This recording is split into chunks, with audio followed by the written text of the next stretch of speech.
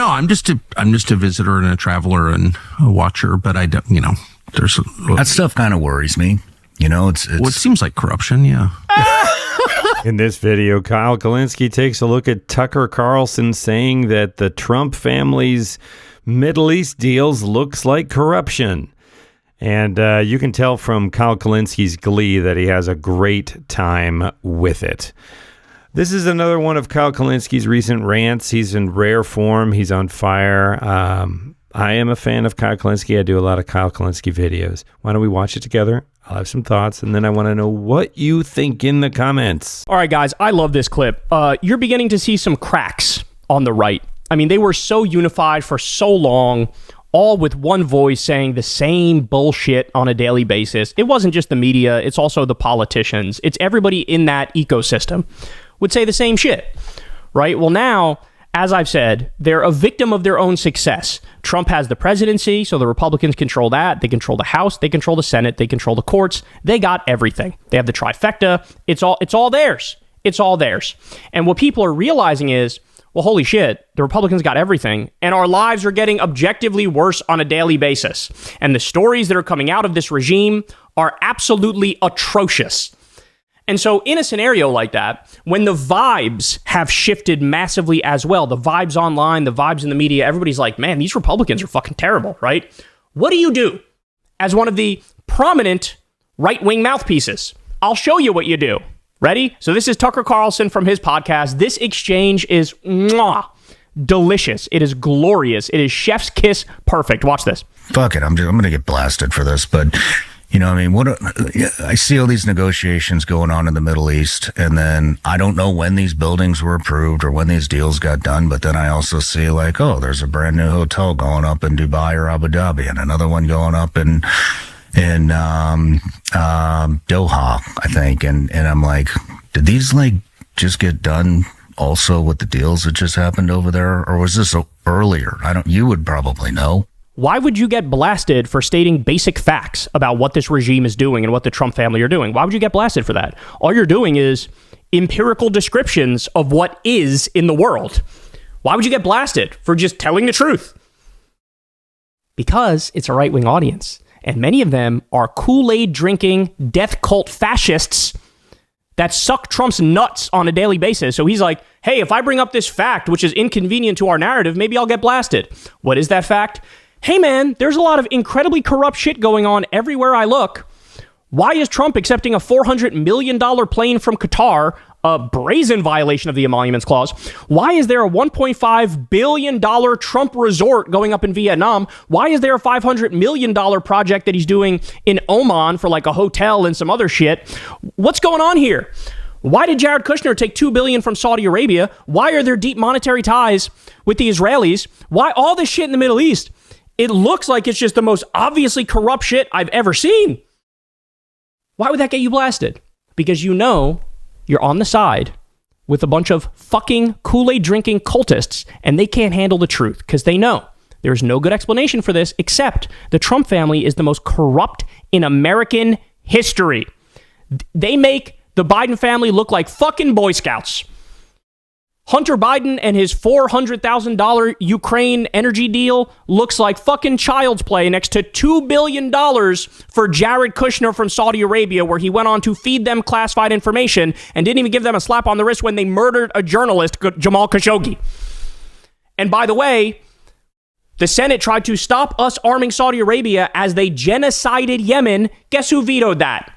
Donald Trump, because he's bought, not just by Saudi Arabia, but also by Israel, now also by Qatar. He's bought, okay? Well, that's true, but it's also important to remember that this is the way he's always been. He hasn't broke bad recently, right? I mean, he's always just been a two-bit grifter and interested in only Donald Trump and increasing his bottom line. That's always been true.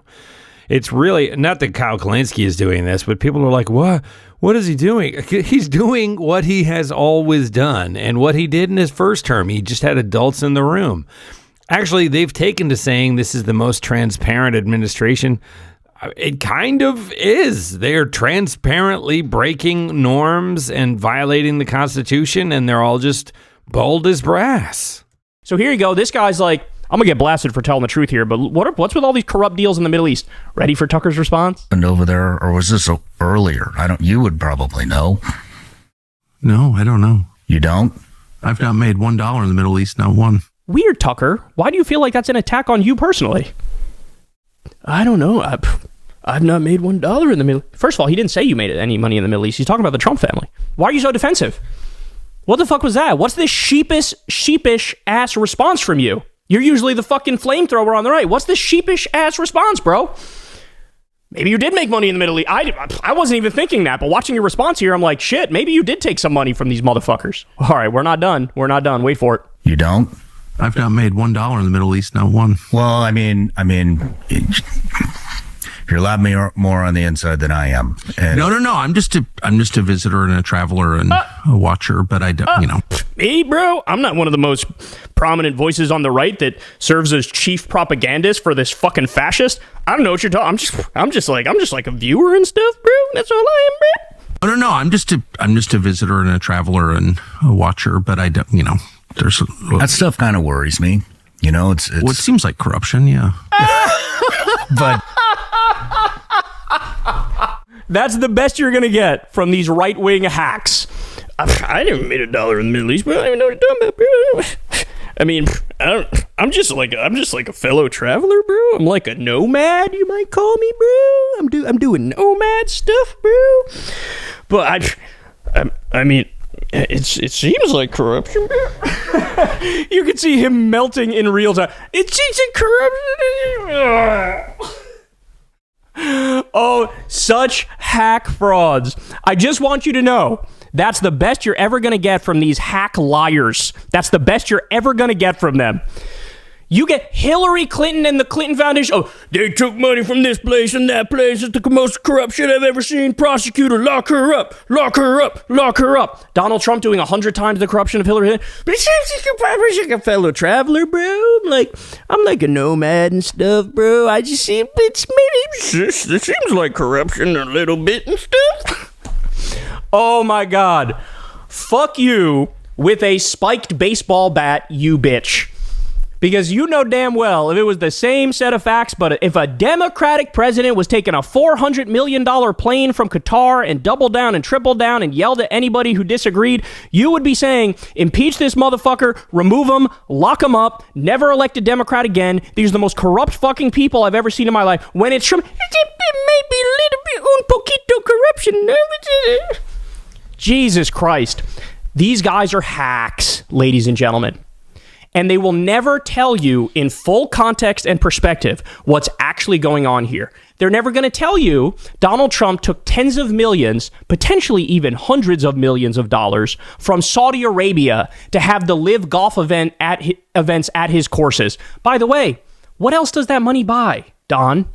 What else does that money buy? We all know. He represents Saudi Arabia. He represents Israel. He represents all these dictatorships around the world because he has deep financial ties to them. That's why they can genocide Yemen and get away with it. That's why they can get top secret classified information slipped to them under the table. Trump took $100 million from Miriam Adelson, $200 million from Sheldon Adelson. This is why Israel's allowed to do their genocide and control our foreign policy. He didn't even divest from his businesses the first time, which was wildly illegal. This time he's not even pretending to do it. You all know this. There was a detailed report that was released, which showed in Trump's first term alone, he took $160 million from foreign countries as president. $160 million. You think they gave him that money because they like his position on abortion? You think it's got anything to do with politics? No, motherfucker. This is corruption through and through. It makes the Bidens look like Boy Scouts. It makes Obama look like a Boy Scout. It makes Hillary look like a fucking Girl Scout. He's selling NFTs. And he has a crypto exchange, and he has trading cards. He's selling watches for $100,000 a pop. All of these things are illegal and clear violations of the Emoluments Clause. He had that event in Mar-a-Lago with all of the biggest corrupt billionaires in the country coming to kiss the ring, and he was doling out favors, giving pardons, etc. We've never seen anything like this. Anything. And this is the same guy. His fucking charity was a fraud. His university was a fraud. He stiffed his own workers for his casinos and hotels. He did tax fraud, insurance fraud, business fraud, committed 91 crimes. Kyle Kulinski does a pretty good job of getting this all in here. That's exactly the point. If you list it all out, it takes forever to list. Seth Meyers does this frequently as a bit on his show, and he reads it as fast as he possibly can, but he details it's all the way down one arm and then back up the same arm and then across your shoulders and down the other arm and back. It takes too long to literally list all of the crimes. This guy, if they were being fucking honest with you, they would be saying everything I'm saying. Tucker would be saying this, not, I was just thinking maybe corrupt a little bit. It seems like corruption, bro. Interesting. Then why have you given this a total of 0.2 seconds of coverage the entire fucking time it's going on? Why? Why? Because you're a hack, and you're a fraud, and you're a propagandist, and you exist in an ecosystem to suck off Trump and pretend like he's anti-war and he's going to fight for the workers and stuff, bro. Don't look at the fact he outsourced hundreds of thousands of jobs. That would destroy my narrative. Don't look at the fact he's warmongering with fucking Panama and Greenland and Canada and Mexico and Iran and Gaza and all these different places. Don't look at that. Don't look at it. Ruins my narrative. So when somebody comes on and takes a little pin and bursts the bubble of your fucking narrative humping that you do every day on that show, it just gets a little bit. Now watch, all the hacks out there will take this moment from Tucker and pretend now like, see, bro, he's holding Trump accountable. Are you fucking kidding? That answer was designed to make it so hopefully nobody saw it and it wouldn't get back to Trump. Because he's a liar and he's a con man. That's what it is, y'all. That's what it. Never, ever, ever take a right-wing pundit at face value. The way they usually work, if they say they support bad things, they do. They're telling the truth. If they ever tell you they support good things, they're lying. They actually support the bad things. That's how they work. They're wrong about everything. Dishonest weasel fucks. That's what they are. That's what you're witnessing right here. God damn it, man. Holy shit. How's that for an admission? And that is the hardest you'll ever see him go on Trump. You will never, ever, ever compare him to one of us. How we actually talked whenever we saw a problem with the Democratic Party.